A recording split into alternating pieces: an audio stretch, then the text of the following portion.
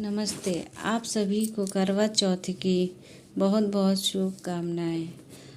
आपने तो 7 भाइयों और एक बहन की कथा करवा चौथ पर बहुत सुनी होंगी, लेकिन ये कहानी कुछ अलग है। सुहागिन महिलाएं पति की दीर्घायु के लिए व्रत कर रही हैं।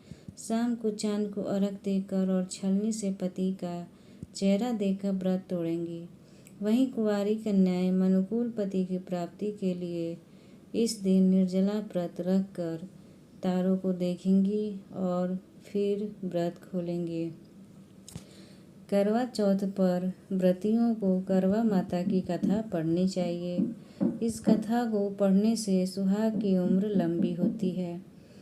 इसीलिए आप भी करवा चौथ व्रत के समय यह कथा जरूर पढ़ें।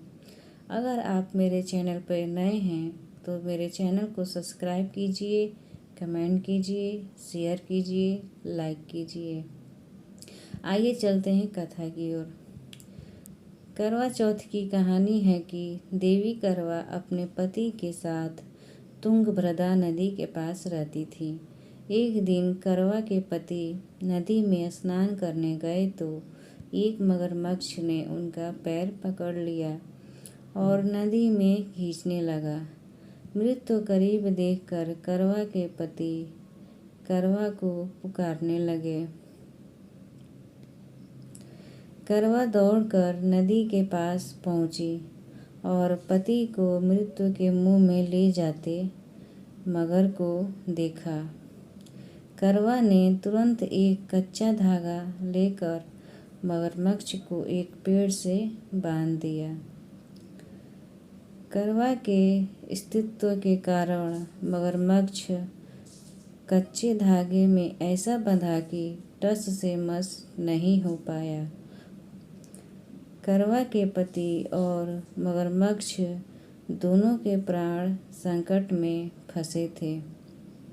करवा ने यमराज को पुकारा और अपने पति को जीवन दान देने की और मगरमच्छ को मृत्यु दंड देने के लिए कहा।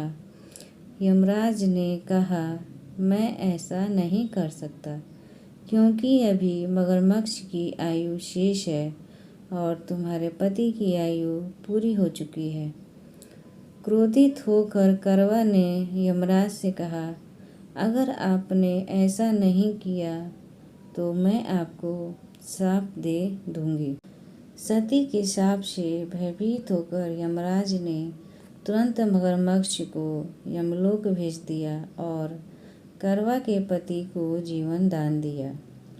इसीलिए करवा चौथ के व्रत में सुहागन स्त्रियां करवा माता से प्रार्थना करती हैं कि करवा माता, जैसे आपने अपने पति को मृत्यु के मुंह से वापस निकाल लिया, वैसे ही मेरे सुहाग की भी रक्षा करना। करवा माता की तरह सावित्री ने भी कच्चे धागे से अपने पति को वट वृक्ष के नीचे लपेट कर रखा था।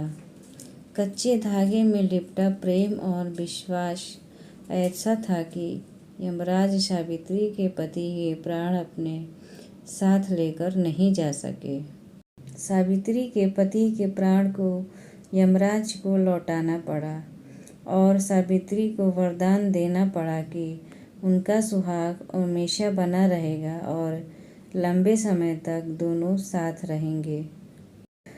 तो कैसा लगा दोस्तों आपको करवा चौथ की कहानी? आप ये करवा चौथ की कहानी अपने व्रत पर ज़रूर पढ़ें और मेरे चैनल को सब्सक्राइब करें, लाइक करें और कमेंट करें। जय माता, जय करवा चौथ माता, जय हर हर शंभू।